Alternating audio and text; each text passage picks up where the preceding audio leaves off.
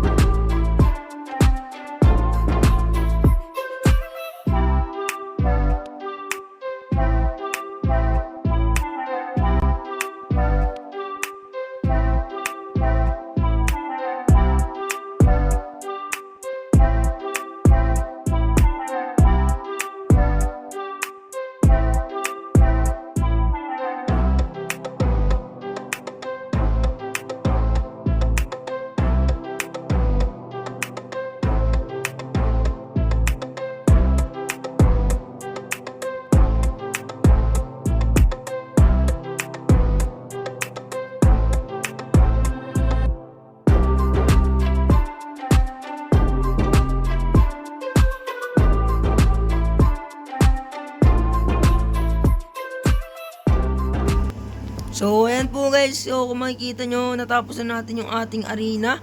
So, ito na nga yung kinalabasan ng ating arena guys. Ayan, so kung makikita nyo, ayan na nga po siya. So, dito sa gilid is may mga akyatan siya dito. Yung para katulad lang din dun sa, sa AFA arena. Pero, guys, hindi fence yung ginamit pang harang dito, kundi parang kastilyo. So, yun kung makikita nyo. Parang kasi guys, itong base kasi namin, tinatawag to na kingdom. Kaya, ayan, ganito yung ginawa natin na style. Tapos, syempre, may paikutan yan dito, yan. So, dito guys, manonood yung mga audience, ayan. Tapos, pwedeng tumayo dito at pwede dito manood. So, dito naman yung battlefield. So, yan, may style pa yan. So, yan guys, dito kami magpapaluan. Tapos, dito guys, ito yung ni-request ni Ant. So, siya yung gumawa nito. So, lagyan daw ng tubig dito. Yan, ganyan. So, itong tubig na to is, to guys, pwede kasing gumamit ng trident sa, sa PvP. Kaya, kahit saan arena is pwede gumamit ng, trident. So, maliban lang sa AFA arena kasi doon walang tubig doon. So, sa MIB arena, tsaka dito sa Assassination Class Arena is meron mga tubig. So, yan. Sa mga kalpadsian. So, ako guys, di ko lang alam or di ko lang sure kung gagamit ko itong trident ko kasi guys, nag-iisip pa ako kung gagamit ako kasi medyo nahihirapan pa ako sa pagka-trident. Hindi ko alam kung gagamit ako ng Elytra tapos Tapos, papalit ako ng netherite chest plate pagbaba, tapos papalo-palo. So, alam mo yun, dapat pasand ako dito eh. Kaso, problema, di ako gaano pasand. Kaya naman problema ako ngayon, guys. So, ngayon guys, ayan. So, patuloy lang tayo ngayong nag-iipon ng ating mga gamit. So, ito guys, katulad nito. Kung makikita nyo dito, guys. Ito na yung mga panglaban natin na gagamitin natin sa tournament. So, ito guys, ito lang lahat. Makikita nyo. So, yung apple natin, di ko alam kung dadagdagan ko pa yan. Pero, andito si Smurf. Oy, Smurf, huwag mo kuhanan yan. Ano yan? Huwag mo kuhanan yan, ha. Oh, yung maze. Yung maze ko. Visit ka yung maze ko, yung maze ko, yung maze ko, yung maze ko. Yung maze ko. Yung maze ko. Ayun na yung maze ko. Balik mo. Ibalik mo yung maze ko. Nanguha ng gamit eh. Bawal yan, bawal yan. So, ganyan lang yan guys. Tapos, ngayon, may pinahanap ko si Smurf. So, bibigyan na natin sa kanya tong flame kasi kailangan niya daw to. Yan. Uy, ba't di mo yun Ba't di mo yun? Ipag natin yan. Ano ba yan par? Nang-i-ignore ka pa? Hindi kinukuha par. Dito ka, kunin mo. Kunin mo. Kunin mo, yan. Kunin mo. Bayad. Bayad mo par, bayad. Yan. May usapan kami nito eh. Ang bayad dito sa akin is 2 totem. So, ayun na nga, 2 totem. Oh, shish, 2 totem. Yan. So, ayun guys. So, ang bayad niya is 2 totem plus diamonds. Ayan. Naghanap kasi siya ng flame. So, ayun guys. Meron tayong totem. At yan guys. Yan, 2 diamonds. Yan. So, para sa book na na flame is ox na tong 2 totem tapos itong 2 diamond. So, ngayon ilalagay na natin to sa ating chest, yung diamond, tapos yung ating totem ilalagay na natin dito sa collection natin. Kasi titipid-tipid tayo ngayon sa totem. So, ginagamit natin ito pagdating ng palagan. So, ayan guys. Ang dami na natin totem dito tsaka gold apple. Alis dyan par, baka may mawala dyan. Ikaw, sword ko to. So, yan, kunin na natin to, baka may mawala pa dito. So, ayan guys, lahat ng pangmalakasan pang gamit nakalagay dyan. So, ayan guys. So, ngayon guys, magki-training sana kami ngayon nila Dwin, pati nila Stojimars. Kaso, wala guys eh. Mga sila ngayon guys, di sila pwede ngayon. Sana kasi guys, magka-training kami ngayon dito sa aming arena. I-testing namin tong arena namin sana ngayong gabi. Yun guys, kaso di sila pwede ngayon. Kaya yun guys, si Ant na lang yung nagpa-practice dito kanina. Pero siguro bukas guys, is makapag-practice kami dito guys, kaming 3. Ayan. Guys, si Ant, di na kailangan mag-practice kasi number 1 yan bay eh. So, kaming 3 lang yung mag-practice dito. Si Mars, si Dwin, ako. So, ayan, malalakas yung opponent namin. Ant kasi, basic niya lang yung opponent niya eh. Pero guys, andito si Smurf, ayan. So, sa mga nagtatanong dyan kung bakit umalis. So, sa mga nagtatanong dyan kung bakit, hindi nyo na masyado nakakita si Smurf dito sa Kingdom. Kasi po is, gumawa rin siya ng sarili niyang grupo.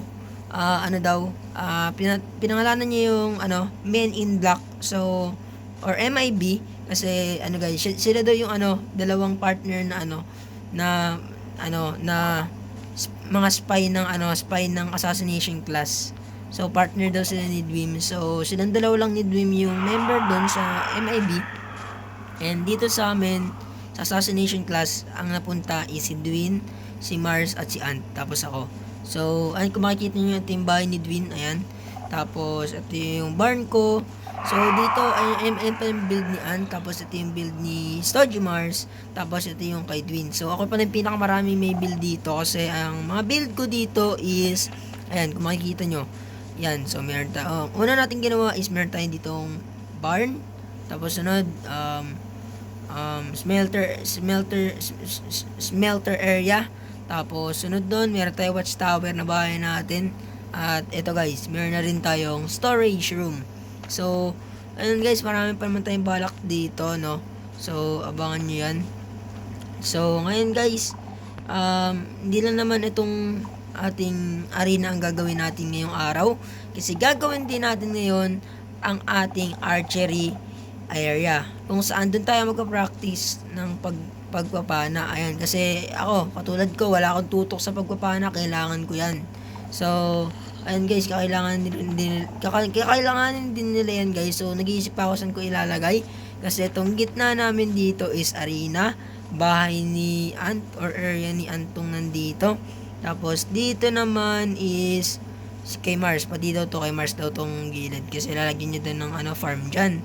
So, ito naman yung akin. So, napakalawak ng akin. So, pwede ako maglagay ng archery dito kasi hindi ko naman alam kung ano nilalagay ko dito. Dawak pa dito sa gilid. So, dito kay Dwin, wala naman siyang ibibuild dito. Pero dito kasi yung aming parang area ng mga lagay ng gamit, spawn point, yan. So, dito, di ko pa sure kung saan ako gagawa. Pero, may naisip na ako saan ko gagawin guys. So, dito ko siya naisip gawin. Sa gilid ng base ni Ant yan, para arena dyan, tapos dito may panaan dito. So alam niyo yung ano kasi guys, ang gusto ko kasing gawin dito sa kingdom namin, alam niyo yung nasa isang bilog kaming loob na ganyan, tapos meron kaming arena dito, meron kaming archer area, tapos may mga bahay kami dito, may mga builds kami. So ganun lang yung gusto ko, di ba? Simple lang naman yan. So magagawa naman natin yan this season, mapupuno naman natin itong mga builds. Ayan. So ngayon guys, ayan, so ayan guys, nung isang araw namatay na pala yung kabayo ko guys, si Indigo. Ayan, RIP Indigo. Dalawa na kayo ni Rom yung nawala sa akin. Ang sakit, grabe, nahulog siya sa powdered snow. So ngayon guys, ipapakita ko sa inyo saan yung lugar dito ng MIB. Kasi last episode, pinuntahan natin yung lugar ng Severance, at ngayon po pupuntahan natin yung lugar ng Men in Black. So, kung saan nakatira si Smurf at saka si Dwim. So, ngayon pupuntahan natin yun guys. Ipapakita ko sa inyo. So, let's go guys! So, ngayon po guys ay dito po sila, kuya niya Smurf. So, ipapakita sa inyo yung lugar nila. So, ito po yung lugar nila guys, no? So, dito sa lugar nila guys ay hindi nyo mapapansin yung dito guys, yung bahay nila. Kasi sobrang unique ng bahay nila dito sa MIB. So ayan guys, no. So pagmasdan nyo mabuti kung anong dim yan, anong tema. Kasi guys, sasabihin ko na sa inyo yung tema na itong bahay nila. So ang tema po ng bahay nila ay Philippines dim. So ganyan po yung mga sinaunang bahay ng Pilipinas. So, kung makikita nyo yan, ganyan. So, ito yung bahay ni Kuya niya Smurf. So, ganda na pagkakagawa. May copper pa na dun, no, na nag-iisa. Tapos, ito naman yung kay Dwim. Ayan. So, kung makikita nyo, mga talaga yan, guys. Mga pang Philippines dim. So, ngayon, ipapakita ko naman sa inyo. Ayan, si Kuya niya Dwim, guys, oh. So, ngayon, ipapakita ko naman sa inyo yung kanilang arena. Yung arena ng, MIB, Men in Black Arena. And guys, tribute Las Casas Pilipinas de Azucar. Okay, so ito yung guys, ito yung sinaunang gawa ng Pilipinas. Ayan yung Las Casas Pilipinas de Azucar. So ito yung guys, kung makikita nyo yung palabas sa General Luna, kung makikita nyo yung part na na pinatay si General Luna, yung pinagtutusok siya tapos pinagbabaril siya ng mga kawal ni Aguinaldo. So dito yun guys, kaya ako makikita yung may mga dugo-dugo kasi dito namatay yun si General Luna. So dito yung yung nakasilip si Rizal ba yun, yung nakasilip, basta dito yun. So ito yung nila guys, yung arena nila. So ayan, sobrang unique ng arena nila. And kung makikita nyo, mayagdanan pa nga dito, papaakit dito sa nila, sa mga manonood. So and guys, ganyan lang yan. Dyan lang sila pwedeng pumunta, yung mga mag-PVP. Bawal silang lumagpas dito sa ilalim. Yan, bawal sila lumabas dito. Tapos bawal rin sila pumasok sa ibang gusali. So dito lang talaga sa loob. Yan.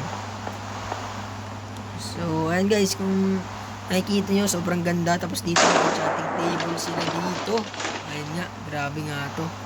Sang tindi ng arena nila. Sa may gilid may enchanting table, oh. Uy, wait lang. Wait lang par. May kalaban. Tatalo lang ito. Nice one. Yun, nice one. Ayan, tapon na natin to. Di naman natin ko kailangan. So ngayon guys, uwi na tayo. Po guys, ay tayo po ay bumili ng e-pearl kay Kuya Nyoan. So yan, bumili kami ni Smurf. Kasi kakailanganin din namin to sa tournament. So ito na nga yung e-pearl. So bumili ako ng 3 stacks. Ay, 2 stacks lang pala. Libre pala yung 1 stack. So tago na natin to dito. So dito natin ilalagay itong stacks ng e-pearl yan. Wait lang, dyan pa yung trident ko. Dito ko na lang siya ilalagay. Ayan, so dyan ko na lang siya ilalagay. Tapos siguro ganyan na lang guys, no. Tapos dito is so yung armor ko sa labas na lang yan, sa ender chest ko na lang ilalagay. Pero and guys, kung dito na tayo dito, so itong isang stock ng ender pearl lalagyan na natin yan dyan, just in case. Ayan, just in case, okay. Tapos meron pa tayo dito 1 diamond. So yan, kung makikita nyo, tagirap si mayor nyo, 1 diamond ang natira. Grabe nga yan. So ayun guys, so ayun, meron na pala tayong rocket. So makapaglipad na tayo dito. So ayun guys, no. So ayun guys, makakalipad na ulit tayo. Yan na nga po guys. Ikaw hindi ako lumipad. Mga pare, lumipad na ulit tayo. Paro. Mga pare, saya par, lumilipad na ulit ako par. Ito ang kagustuhan ko sa rockets pare. So ayan, nagdalag tayo. Pero kung makikita nyo guys, palaki na ng palaki itong ating kingdom. Ayan. So abangan nyo sa mga guys, sa mga susunod pang episodes. Mas marami pa tong builds guys. Pero yan, si Kuya Nyoan, color red pa rin yung kanyang kanyang armor. Ayan. So redstone pa rin siya guys. Kinakatakutan pa rin kasi siya guys. Kaya ayan, redstone pa rin. Pero ayun guys, no. Hindi pa namin ito natatapos yung yung wall namin. Hindi pa tapos. Ayan, hindi pa natatapos to. So balak ko yung tapusin kami ni Dwin pati nila Mars. Balak namin tapusin yung 3. Yun guys. So ayun. And ayun guys. So gawin lang natin dito yung archery guys. So let's go. Okay na nga po mga gamers, at tatapos na po natin ang ating archery field dito sa ating kingdom, dito sa assassination class. So ngayon ipapakita ko sa inyo guys, no. So tara guys. So ito na nga yung mga ginawa natin ngayong episode. So gumawa tayo ngayon ng assassination class arena. So dito kami magka-practice ng PvP, at ito ang aming home court ng assassination class members. Yan. So dito, ayan, kung makikita nyo, akyatan dito, no? Dito yung mga audience, ayan. Dito yung mga audience manonood, guys. At ngayon, ipapakita ko na sa inyo ang ating archery field dito. So, dito lang siya sa gilid, ayun na nga po. Assassination class archery field. So, ayun na nga guys, no? Kung makikita nyo, ito na ang ating archery field. So, ayun, napakasipi lang yan guys. So, ngayon, testing natin to gamit itong Empress Bow. Ito na nga, unang tutok. Saan tumama? Saan tumama? Saan tumama para? Saan tumama? Saan tumama? Gitna mo. Ay, sayang. Nasa baba ng gitna. Okay, last one. Last one par. Ay, dito tayo. Nasa kaya? Miss lang par, oh. Tumahin mo naman, oh. Yun sa gilid. Ano ba yan, par? Hindi talaga tayo, maalam sa pagpapana, eh. Kailangan talaga natin to. Yun, oh. Sakto na ba yan? Sumakto ba? Kailangan natin mag-training dito. Ay, sa baba. Ano ba yan? Ulit. Ayun par. Sakto na ba yan? Wait lang. Let's see. Sakto na ba yan? Uy! Yun, tumama par. Ayun, sumakto nga. Nice one. Okay. Pang-apat na try. Tumama agad sa gitna. Okay. Goods. Okay, so medyo maganda tong guys, archery field natin. Matututo ako dito sa pagpana. Yan. So ngayon guys, may papakita pala sa inyo. Pwede rin pala pumana dito sa may taas ng PvP arena. So dito, pwede ka pumana dito para ay na parte na mo Ayun nga, mapana dito par. Pwede pala dito pare. Pwede pala mag-practice dito gumagano ka pa gumagano ka pa, tapos papatamain mo lang, So ang angas nito guys, no.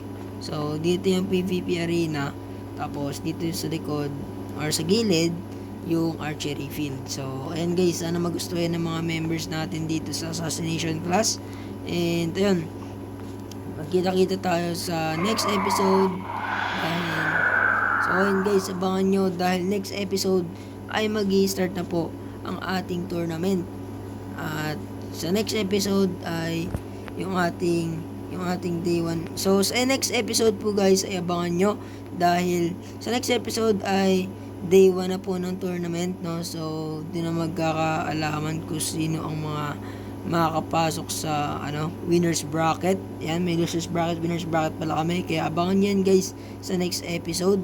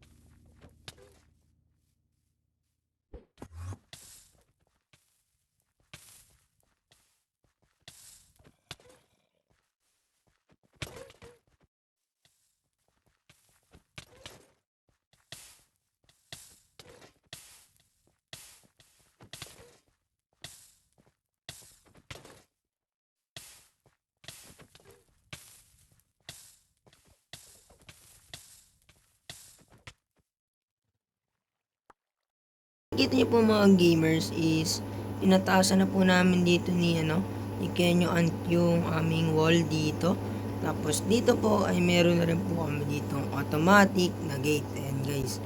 So ngayon po guys ay ito guys, meron pa tong pangalawang pattern para dito sa taas may akyatan dyan.